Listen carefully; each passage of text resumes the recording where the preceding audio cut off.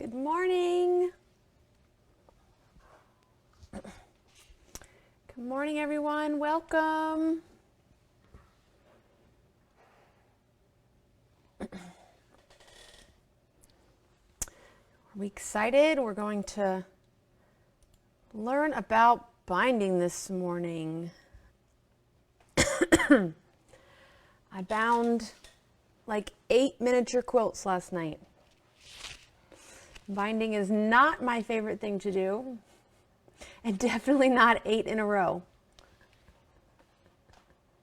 Oh, exciting, Miss Dawn. Have a great day. And you're downtown and get to see the cherry blossoms at the same time. I'm sure the Kennedy Center is going to be beautiful.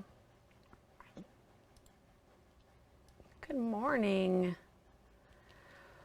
Well, welcome everybody. We're going to get started. I'm going to grab my drink here in case I need it.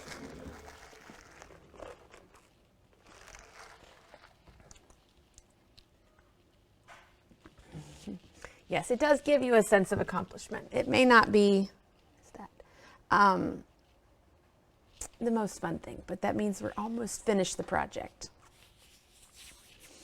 Okay, so the question today is binding.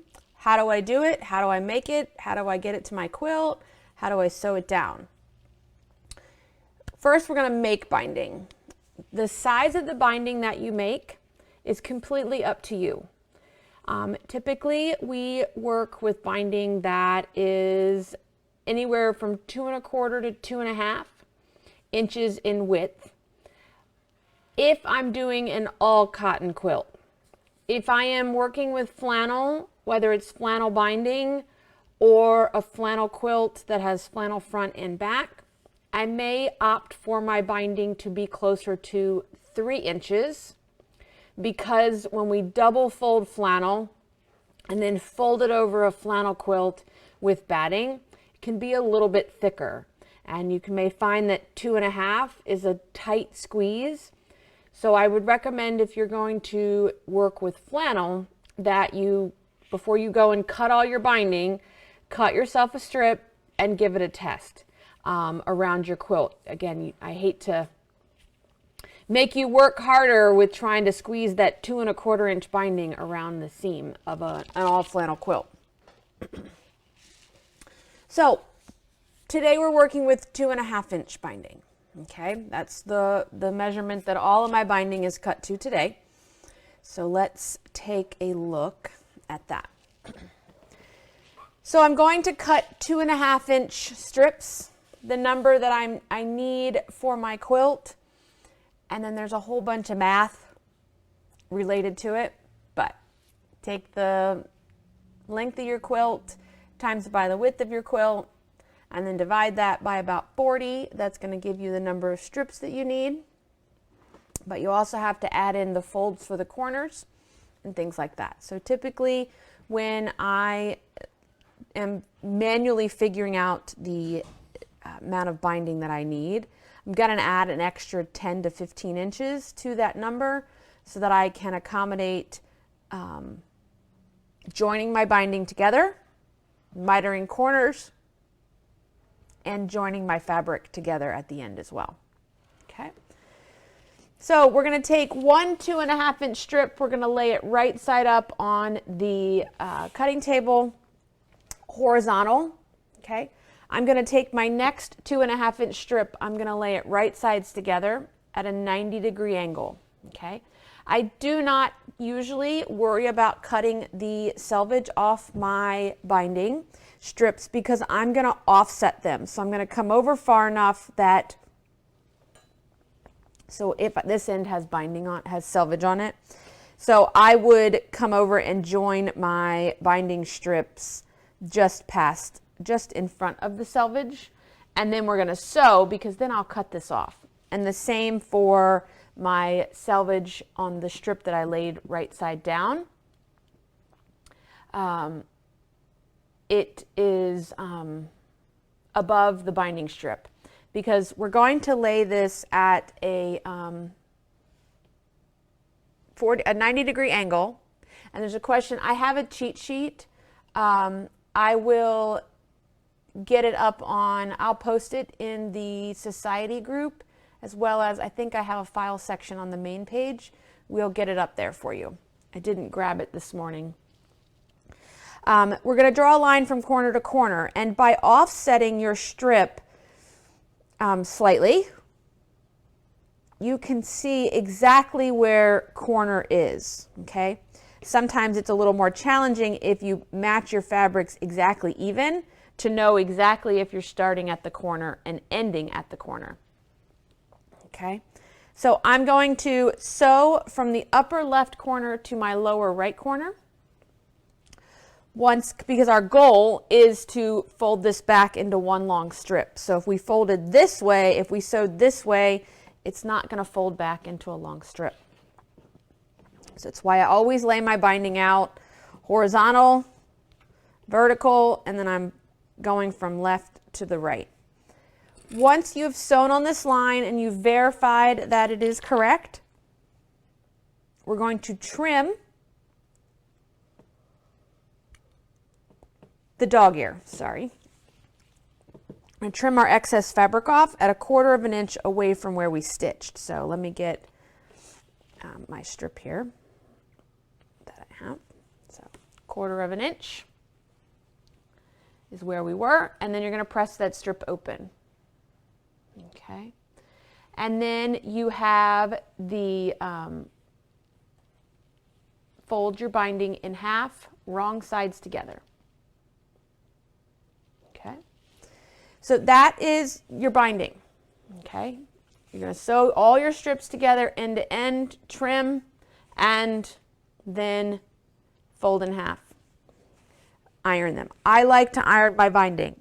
Okay, some people don't, but I like that crease. I feel like by ironing the binding, I'm going to keep it from wanting to twist on me when I go to add it to my project, but that's completely optional. All right. Step 1. Okay. Oh, I didn't think about that, Danette. I'll have to do a binding addendum.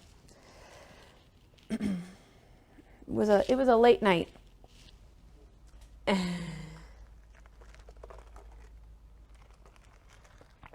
Yes, it is in the recording, Miss Dawn. I'm going to send the emails out to all of you guys. Now, you're going to take your quilt that you have trimmed off the excess batting and backing, okay?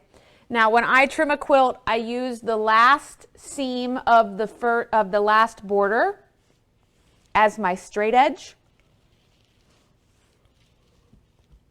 And then I trim from there, so I can make sure that if my outer border kind of wobbled or wiggled, I can get it to be straight. So I use that seam on my last border to go in. So for example, this is not quilted, but if I were to have excess backing and batting over here, I would take my ruler,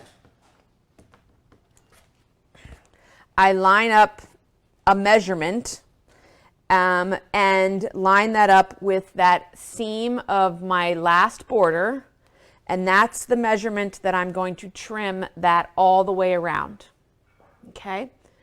So that we can make sure that this is straight, because if it's wiggly and wobbly, you don't want to be sewing binding on wiggly and wobbly, okay? So once my quilt is trimmed, and I do trim my backing and bindings and my backing and batting even with my quilt top. There are some that will leave a little bit of backing and batting to help stuff their binding, but if you do with the way that I do it, you won't need to stuff your binding, but just preference. We are going to leave a tail of about 6 to 8 inches of unsewn binding, okay? And then I'm going to start, I usually leave that somewhere along the side of the quilt. It's just habit for me. I always, if this was the top of my quilt, I always start my binding on the right-hand side.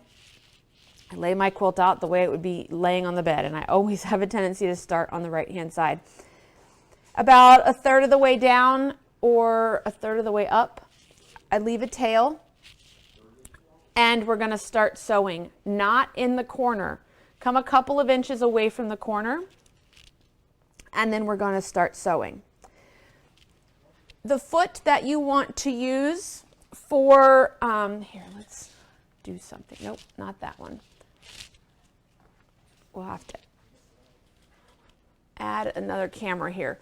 The foot that you want to use to sew on binding, you're either going to use a walking foot, or you're going to use a quarter-inch foot with dual feed, or I like to use my 1D with dual feed. Okay, so that's just my preference. I'm going to start sewing with a 3/8 inch seam allowance. Okay, so a 3/8 inch seam allowance for a binding that is 2.5 inch wide. Okay, if my binding was if my binding was 2.25 inches wide, I would use a 1/4 inch seam. Okay, so we have, you're like looking at me like 3/8 of an inch. Trust me, and I'll show you why in just a few moments. Okay, so I'm going to use for me, a 1D from center to the right hand edge of this foot is 3/8 of an inch. Okay, so I can just follow my quilt on the edge of my foot, and that keeps me at 3/8. I'm going to sew that 3/8 of an inch all the way down, but I am going to stop 3/8 of an inch from the edge. So I don't pin binding on. I just kind of set up a section and I sew, and then when I get down close to the corner, I stop. I take my small ruler and line it up, and then mark where 3/8 is. When I get to that 3/8 inch marking and pivot at a 45-degree angle, and then I'm going to sew diagonally into the corner. Okay, so that it looks like that. So I sewed to the 3/8 inch away from the bottom, pivot into the corner.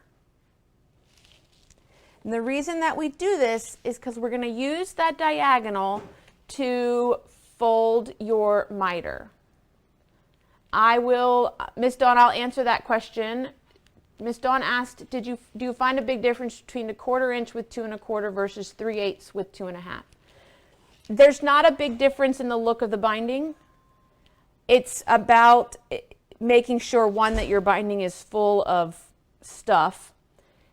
If my quilt doesn't have a border on it and I have pieced blocks, I'm going to sew a 2.25 inch binding with 1/4 inch seam so I don't lose points, especially if I have, a star or anything, because we don't have that 3/8 inch seam allowance built into that. But for me, if it's a solid border, 3/8 is where I normally go, just because I usually have 2.5 inch strips were usually used somewhere in the quilt or a jelly roll laying around, but there's really not a big difference in the overall look of the two of them. Okay.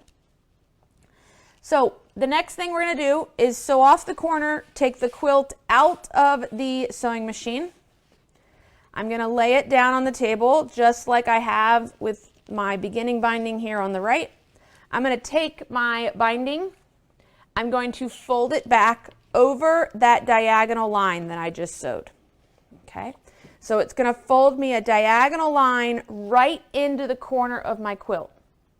Okay, I'm going to hold on to that. I'm going to take my binding and I'm going to flip it back towards the side of the quilt that I'm getting ready to sew on.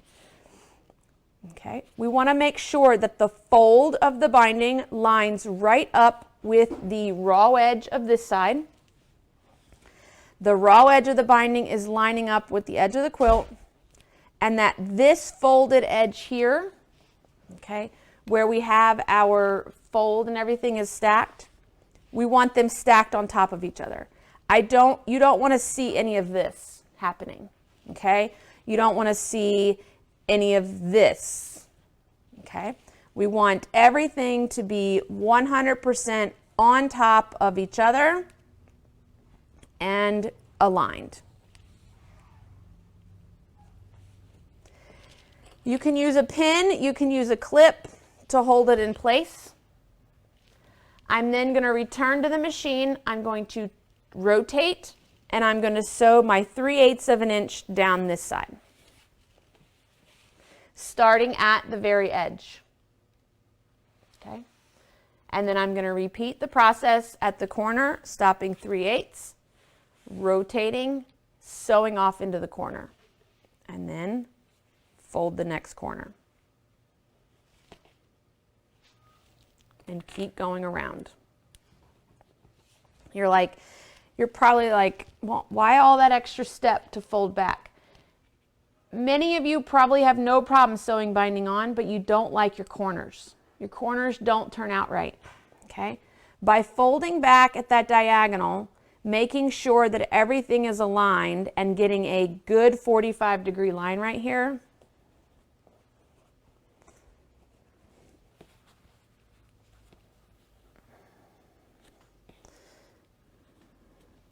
let's see if I can get the clip to hold. There's the front, and then there's my back.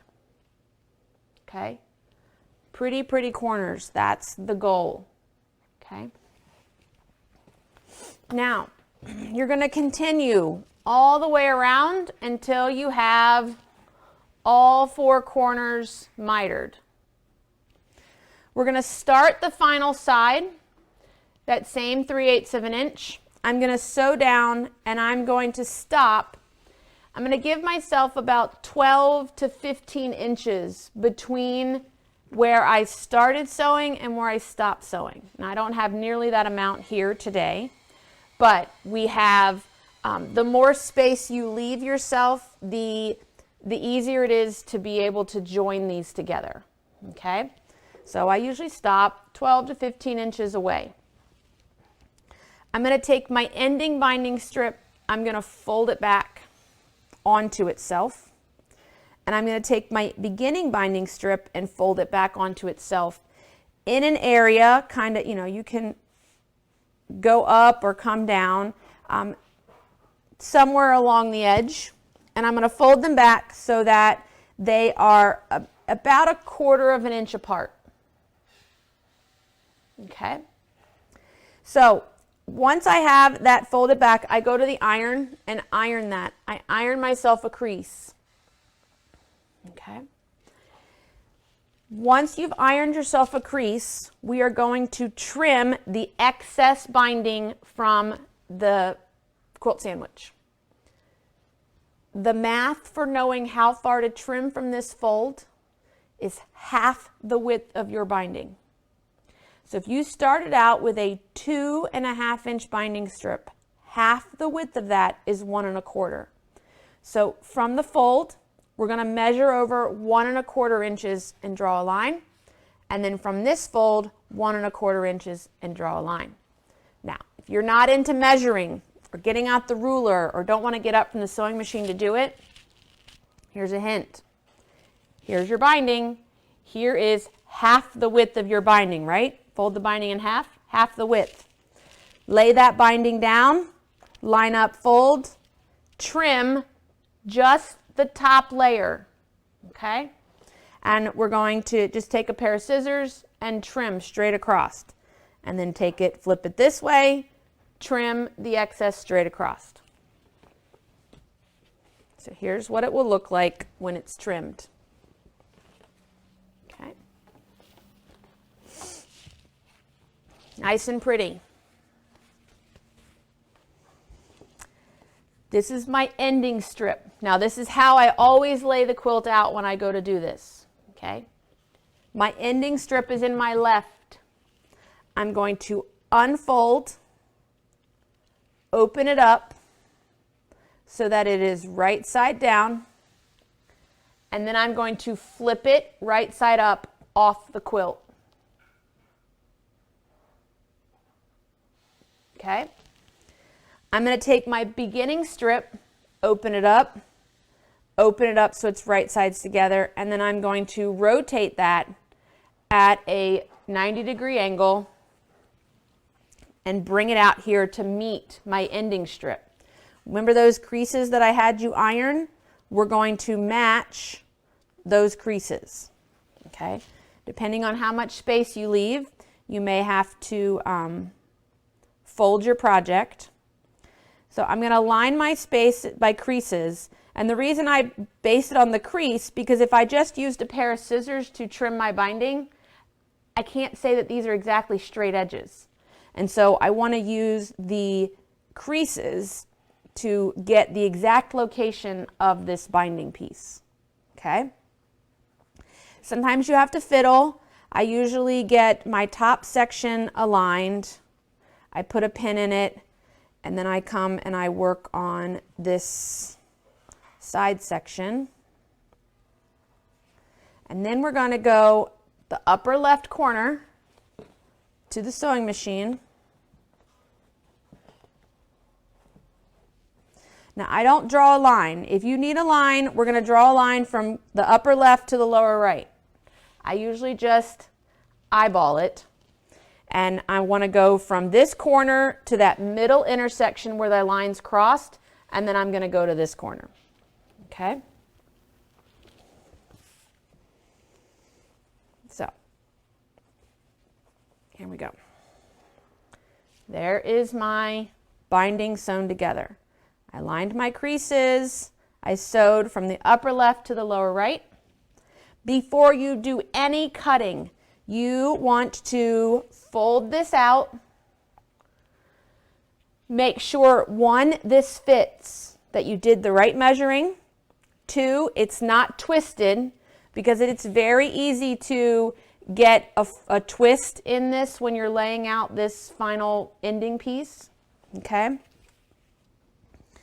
Once you have confirmed that it fits, it's right, okay, you can cut it 1/4 inch away, press open, and then repress your binding, and then take it to the sewing machine and finish sewing that edge. Okay, so if you finish sewing that edge, your binding is now attached to the quilt. Oh, one thing I forgot to mention.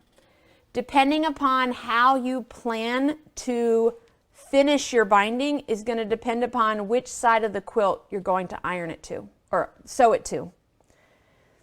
If you're going to hand sew your binding, the last step of your binding, you want to sew your binding to the front of your quilt. If I'm going to machine sew my binding, for me, it's personal preference to sew it to the back of the quilt. So we'll pretend like this is the back and flip it to the quilt top, because I prefer to be able to see my binding strip. I want the side that people are going to see and look at to be perfect. And if I sewed it to this and then sewed it back here and tried to stitch in the ditch, okay, it's not always the prettiest. So I like to sew, if I'm going to machine sew binding, it goes to the back of the quilt first, and then I'll flip it to the front and we'll stitch it down. Okay. That's your binding on. Let's talk about a couple of things before I talked about hand sewing.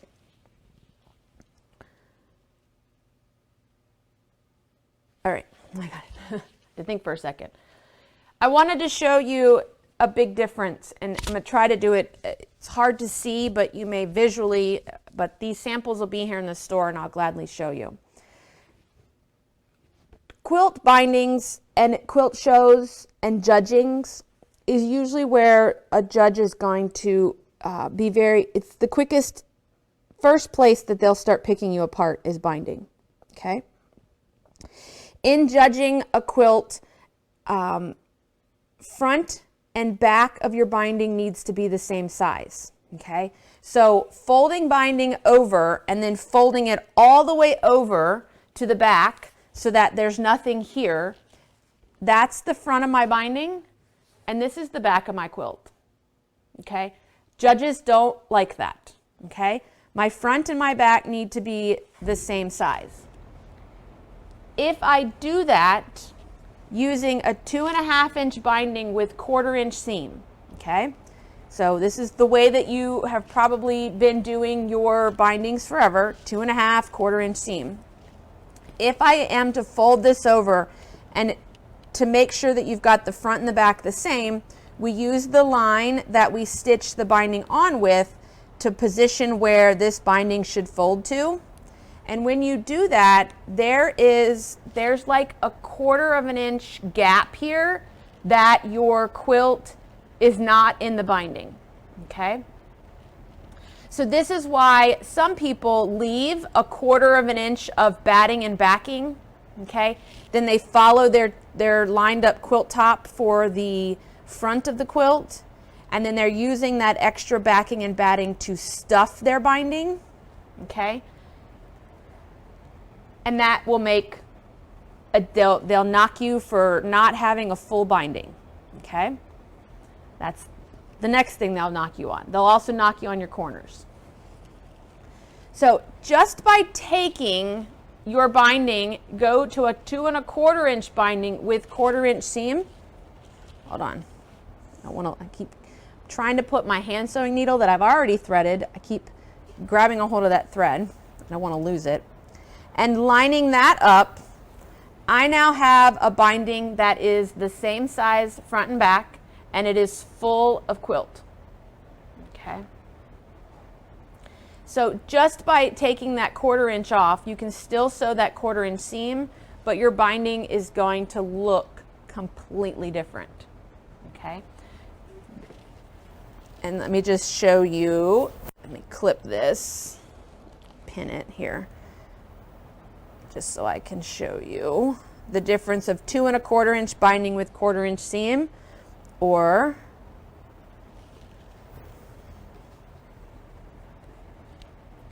there's no difference. Size ends up being the same, okay? It's just a matter of, like I said, if I've got a pieced border or no border going on a quilt, I want to use 1/4 inch seams because I'm going to lose my points. If I have a star or something, it goes right to the outside edge. If it's a solid border, 2.5 is just an easier, quicker thing for me to cut with a stripology ruler. Okay. All right. Now, once I have a quilt bound, binding sewn on, I usually take it to the ironing board and I press my binding back away from the quilt. Okay, I just kind of take the iron along the edge so that I can make sure that I have this folded back as far over the edge of my quilt or the seam as possible. Okay. Then I'm going to show you hand sewing first, and then I will show you machine. Okay. So hand sewing, needle and thread. Your choice of needle. I tell people whatever needle that you can hold on to and you can thread is perfectly fine for doing binding. Okay. So there's not a specific needle that's going to work. Whatever works for you. I am going to cut a piece of thread that is no longer than fingertip to elbow, okay? Because the longer you go in your thread tail, the more it's going to knot as you're trying to sew your binding, and the more frustrated you're going to be. So I know we like to do this in as least number of knots and threading of the needle that we want, but it's going to cause you more frustration if you try to do this with a really long thread tail. How you hold your quilt is completely up to you. I like to hold the quilt with the excess away from me and what I'm binding in front of me. Okay? There are some people that do it the other way, but to me this feels very left-handed, and I have a hard time with that. So I work with the binding towards me. I'm going to take my needle, I'm going to thread it, and then I'm going to tie a knot. And tying a knot, I'm going to bring the needle in front of me. I'm going to bring the thread tail parallel above the needle. I'm going to hold on to the needle eye and the thread tail. I'm going to wrap around my needle 5 or 6 times. I'm going to turn my needle up. I'm going to grab a hold of those wraps that I wrapped around the needle, and then I'm going to hold on to those wraps as I pull my needle up, and I just tied a knot. Okay? Now some of you may be able to lick your fingers and do that. I'm not capable of tying a knot that way. So I'm wrap around, pinch the wraps, pull the needle up, and pull those down and tie a knot. Okay. I don't press, so Miss Pam asked, do you press your binding before you hand sew it? I don't press it down to the back of the quilt most of the time, but I do have another technique that I'm going to show in a minute. I usually just press away, so that way I know that what's out here is going to just needs to be what I pull all the way over, and then I don't end up with, you know, binding that's got a lip here and it's real tight on the machine, on the quilt there. Okay. Let me do this corner. Now I sewed this in orange so that you could see. This is the seam, the stitching line that is holding my binding on. So I need this piece of binding to fold either to that line or just beyond it. Okay? So it is right at that line. Before I fold my binding up, I'm going to take a stitch right into the seam allowance of my quilt, just through the backing and batting. Okay, I'm not going to go all the way through the quilt top. So I always have my finger down in front of me. Give me 1 second. I tied 2 knots there and it's going to be way too big of a knot. So let me just clip that and tie a smaller knot, or just 1 knot versus double knotting it. Okay. I'm going to take a stitch in the seam allowance just through my backing and batting so that I can bury my knot. So I pulled slightly so that my knot is now inside of my quilt sandwich and my thread is hanging up. Okay. Fold my binding up and I'm going to see exactly where that thread is coming out. Okay. Where that thread is coming out of my quilt sandwich is where I'm going to go into my quilt sandwich again. Okay. So I'm going to go into my quilt sandwich right below where my fold of my binding is at. Okay. And then I'm going to take a stitch, and I'm going to try to do this so that you can see this. So I'm going to go into my backing and batting right where that thread is at. And then I'm going to come out about 1/4 inch away right in the fold of the binding. Okay. So where that thread comes out, I'm going to go into the quilt where that thread comes out. I'm going to come out of the quilt through the fold in the binding and pull a stitch. Okay. Just about 1/4 inch in length. Okay. So where my thread tail comes out is where I'm going to go into the quilt, just through the backing and batting. I'm going to come over and I'm going to come about 1/4 inch and I'm going to come right out through the fold in the binding. Can't see your thread. Shouldn't be able to see your thread. It's an invisible stitch for a reason. Okay? So the common mistake for people is where the thread is coming out of the binding, they jump forward and that's where they start the next stitch. Well, that's going to bring this thread over and then you're going to see that on top of the quilt, on top of your binding. They take too big of a stitch, so they're too far apart, or you come out of your quilt into your binding way too far down from the fold. Okay, so you've got to take the thread back into the quilt right where it came out, and then come out as close to the fold as you can get. Okay, and then you get your invisible stitch. Okay. Now, as I'm binding, I'm going to bind and continue to bind until I get up to the point in the corner where I pivoted. Okay, so I will bind all the way up to this point, and then I will fold my corner. I take one stitch to hold that corner in when I get there. Okay, so let me quickly get there. Are there any questions?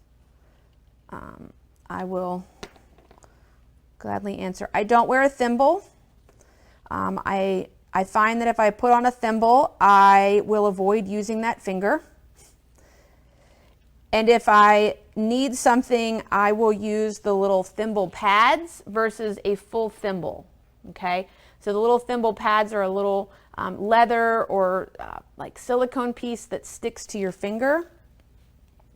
I have better luck using those than I do a full finger thimble, because again, I'll just avoid that stitch. I'll avoid using that finger. Okay, so I'm at the corner. I'm going to fold my binding. The goal is that your diagonal comes right where you change directions. I'm going to take one stitch into my backing and come out in the fold to help hold that. I'm using 50 weight thread. The needle that I'm using is just a generic needle. Okay, it's whatever needle that you can handle, you can hold, the needle that you can see the eye in. Okay, so it's really personal preference as to what needle. I don't use a specific type of needle. Okay, so I'm going to take one more stitch in that corner, and then I'm going to change direction.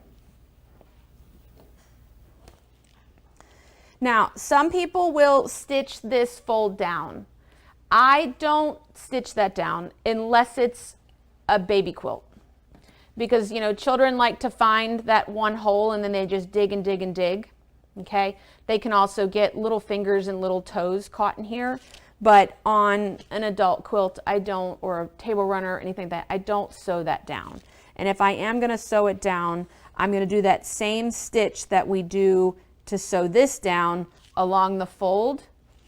I go from here up, and then I just travel back down and then turn the corner. Okay, so that's the overall goal for that. Now, machine sewing binding down. Okay, let me put that needle somewhere. Machine sewing binding down. There it is. Okay. Now, I just basted this. I did not do it at regular stitch length for you today. Again, I sewed it to the back of my quilt. I would be flipping it to the front. Same techniques that we use for hand sewing. Okay. You're looking for the fold to come just beyond that line. Okay. I would, when I do this, I use a stiletto, because I don't really pin, okay, when I'm going to do this. I'm going to position a section, kind of hold it in place, and top stitch as close to the edge of the binding as I can. And then I will use my stiletto to position another small section of binding and top stitch along. The ultimate goal when you do your machine binding is for it to land as close to the seam of your binding. Okay, so it's hard to see, but it's right maybe about a 1/16 of an inch outside that.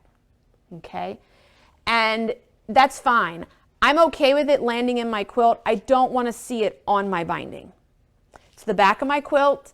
Nobody's gonna, really pay attention with all the other quilting and stuff that's happening, which is why I prefer to look at what I'm stitching versus trying to do it blind the other direction. Because I don't want anything on, I don't want to stitch anything on this. Okay? And that's my goal. If I'm, 1/8 of an inch away, that's okay. I'm using, in my bobbin, I would be using something that matched the quilting in my background, in my backing, maybe the same thread color that was used to quilt, or something that matched my backing. So if I had like a navy blue backing on, you may want to just put navy blue thread in your bobbin, and then whatever thread matches your binding, and then really that extra set of straight stitching is not going to be seen. It's not super obvious or in your face. Okay? So this machine sewing binding takes practice. Okay? It takes practice, so don't stress over it. There is a technique using foot number 71 with Bernina. It's a lap seam foot, and there is a blog post from, I can't remember her name, but she walks you through everything for it.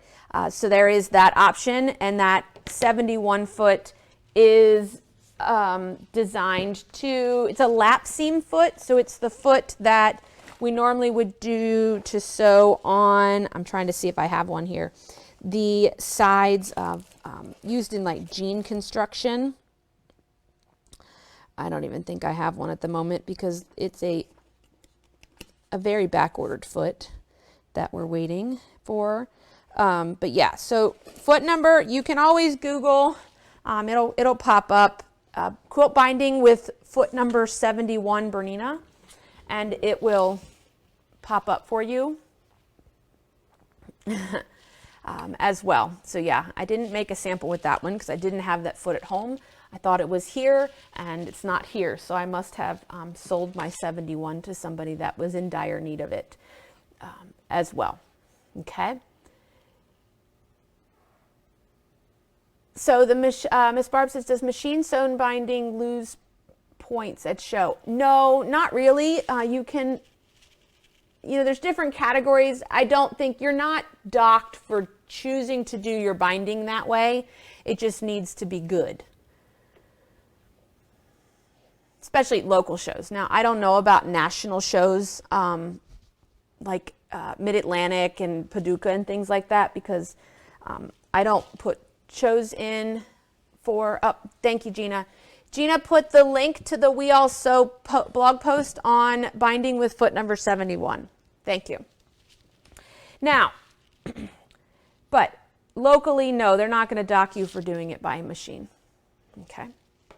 Now, I want to talk about something at the February retreat. I talked about a little bit of magic. Okay. And that is using fusible thread. Okay, so this is a product that we sell here. This is Wonderfil's Iron Infuse. It is a thread that when ironed basically turns into glue. Okay, thank you, Miss Kathy. Miss Kathy judges quilts, and she says it just needs to be full and neat. And they do like to have the corners stitched down, so they like to find that stitched down. Thank you, Miss Kathy.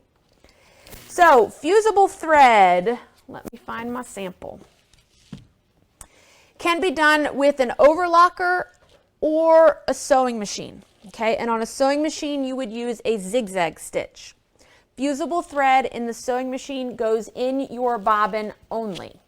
Okay, in an overlocker or serger, your fusible thread is going to go in the lower looper. Okay. And in the world of Bernina, that's your red thread path, okay? I'm using a 4-thread overlock. You could do a 3-thread. If you're going to use a 3-thread, I would do a wide 3-thread on the overlocker. You could, if you're doing it by sewing machine, you could sew your binding on completely like this, and then we're going to come back and you're going to zigzag all the raw edges, okay? But you want to be careful because you don't want to zigzag over that fold, so you need to fold that out of the way and zigzag as close to the corner as you can, okay? With an overlocker, I usually put my binding on completely with the overlocker. It just takes a little practice knowing where to stop and start. Okay, so I have 3 spools of white that are regular thread, and on the back side of this is fusible. Okay, so I would treat this just like I was treating anything else. I would take it over the iron, I would iron this away, and when I fold this to the back and take the iron to it, this is going to fuse. What's in the looper or in your bobbin is going to fuse to hold your binding in place. That right there is only fused down. Okay, it's not hand sewn yet, but it's holding there, and for the most part, it's going to hold there until you start picking at it. But for me, this, if I am going to machine sew binding down, this does not require me to use pins or clips, because every time if I was machine sewing this down with it not being fused, so let me do this.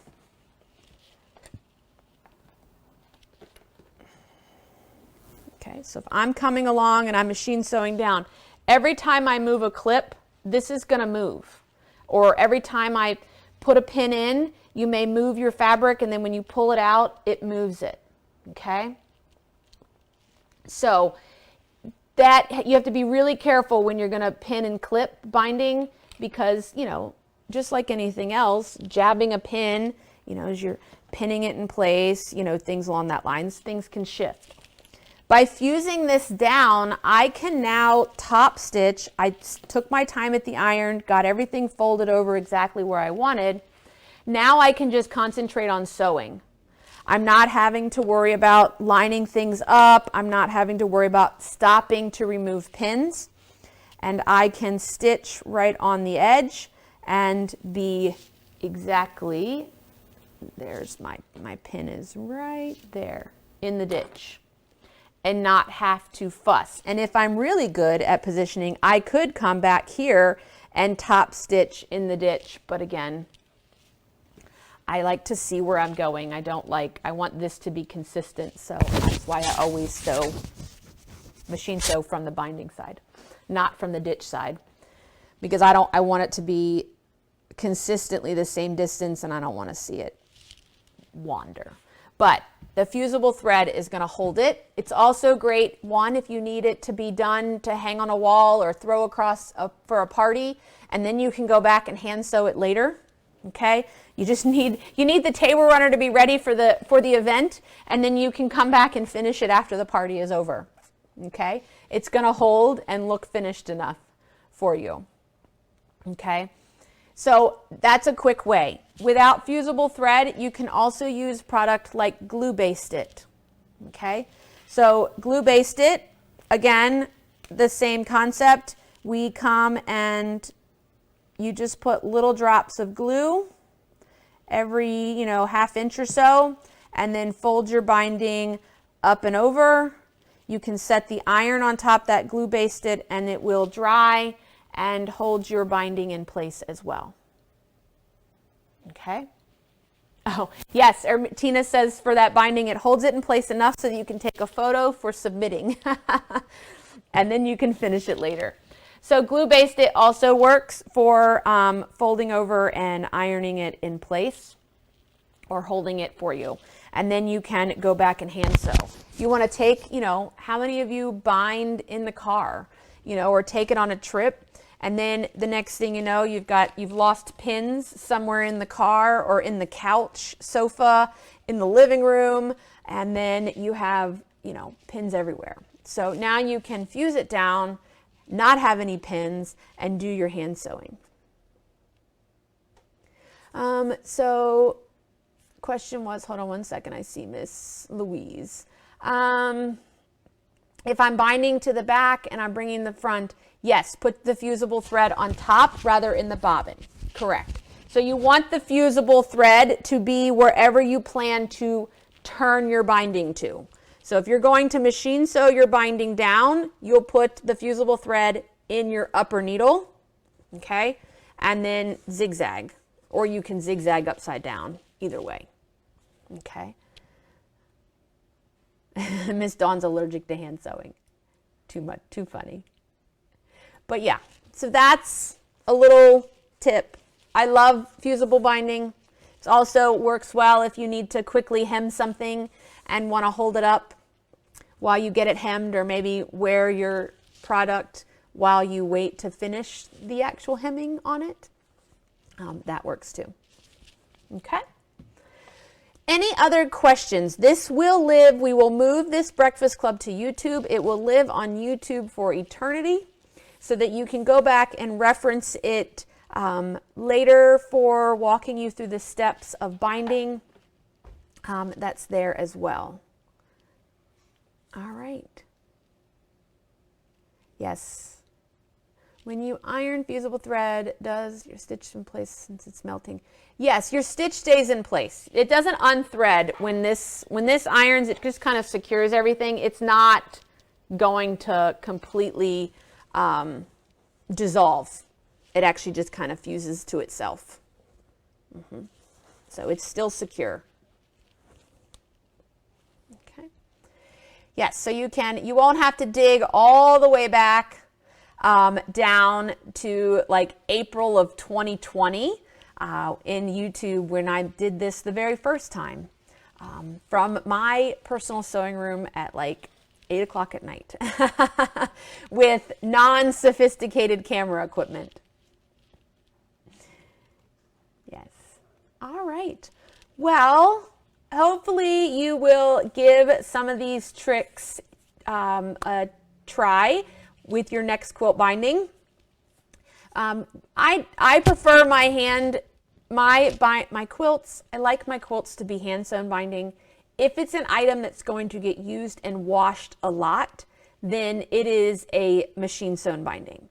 Table runners, placemats, baby quilts for the most part, because they're going to spit up and pee and poop on them, so they're going to constantly be washed and cleaned. I usually machine sew my binding down. It just has a little bit more longevity to it, but I really prefer a hand sewn binding as well.